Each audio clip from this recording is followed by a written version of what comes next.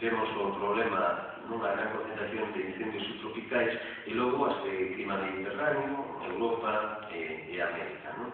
Norteamérica. Ben, pois o que decía, hai que verlo, os nosos lumes son o noso problema inmediato, mas claramente están xa ou son consecuencia da globalización. Vexámoslo nesta composición fotográfica que é moi bonita, vedes que hai unha polarización, hai unha simetría e a mesma función invertida. Igual que un planeta polarizado, invertido, cunha distribución asimétrica.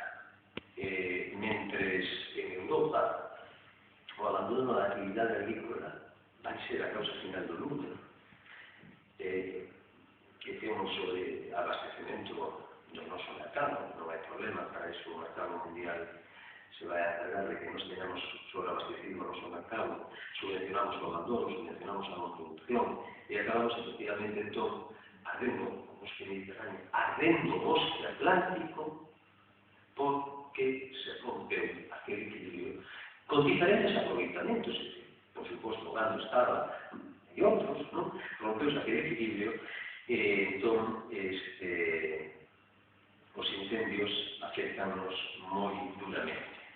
O caso é que nos provocamos indirectamente o mesmo, esa destrucción asimétrica no terceiro mundo, no caso da América, África, o sudeste asiático, hai máis un problema forestal, que o problema de aproveitamento madeireiro, que o bandeiro cerealístico, ou forraxeiro, mas o caso de Sudamérica é perfecto. Teñen o seu mercado desabastecido, van a unha intensificación moi grande, desertizan, deforestan, concentran contaminantes, por outra banda, están sobreexplotados en ese círculo de deforestación e de intensificación, pois está a explicación dos seus incendios. Parte, porque a outra tamén ten que ver co aproveitamento madeireiro. Ben, pois, evidentemente, estamos falando de que este é un esquema, era o que presentaba, o que comentaba